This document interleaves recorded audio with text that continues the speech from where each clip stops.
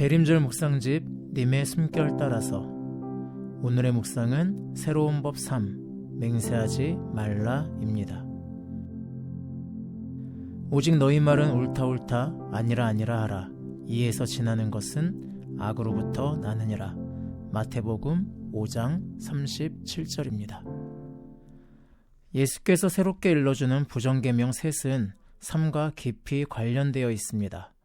화내지 말라는 것은 몸이 짓는 허물에 대한 경계이고, 음욕을 품지 말라는 것은 마음이 짓는 허물에 대한 경계입니다. 세 번째로 말로 짓는 허물도 있습니다.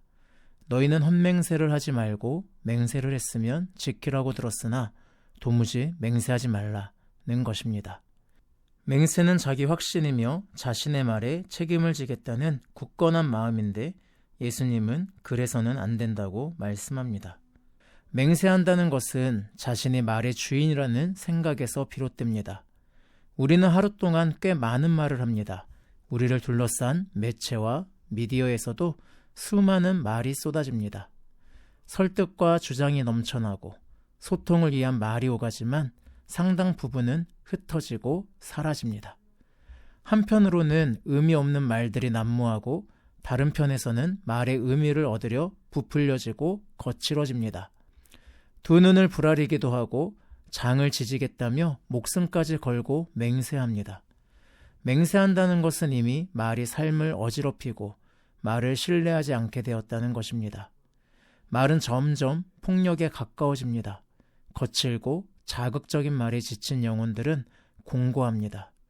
잠자리에 들 때 돌아보면 마음에 남겨진 말이 얼마나 있었던가요? 예수님은 말이 사람의 것이 아니라 하나님께서 주신 것임을 일깨웁니다. 말씀으로 세상을 창조하신 하나님은 아담에게 창조하신 생명들의 이름을 짓게 하고 아담은 각 생명들의 이름을 불러 그들과 관계를 맺습니다. 사람을 향한 아담의 첫말 또한 하나님이 주신 하와를 기뻐 맞는 감격의 말이었습니다. 말은 서로를 사랑으로 이끄는 도구였습니다. 그런데 그들이 죄를 짓자 말은 핑계와 변명, 상대에게 허물을 뒤집어 씌우는 것이 되었습니다. 끝내 말은 바벨탑에서 인류를 갈라지게 하는 분열의 상징이 되었습니다. 믿는 이는 우리의 말의 근원이 하나님의 말씀임을 새겨야 합니다. 하나님의 말씀이 거룩하고 창조의 능력이 있듯 하나님께서 우리에게 주신 말도 생명과 사랑의 능력이 있고 또 파괴와 죽음을 불러일으킴을 기억해야 합니다. 아울러 하나님의 창조의 말씀이 침묵에서 비롯되었듯 우리의 말 또한 하나님과 함께하는 침묵에서 길어 올려야 생명과 사랑을 담을 수 있습니다. 가늠한 여인을 둘러싼 이들이 돌을 들고 죽음의 언어를 쏟아낼 때 예수님은 가만히 바닥에 글을 쓰며 저들을 침묵으로 인도하셨습니다. 주님은 2번씩이나 저들을 침묵으로 인도하셨고 그런 후에 그들은 돌을 내려놓았습니다. 어리석은 인생은 말에 힘을 담고 다른 이를 짓누리려 하지만 침묵에서 비롯된 사랑의 말은 생명을 살립니다. 장공 김재준 목사의 10개의 좌우명에는 말에 관한 다짐이 둘 있습니다.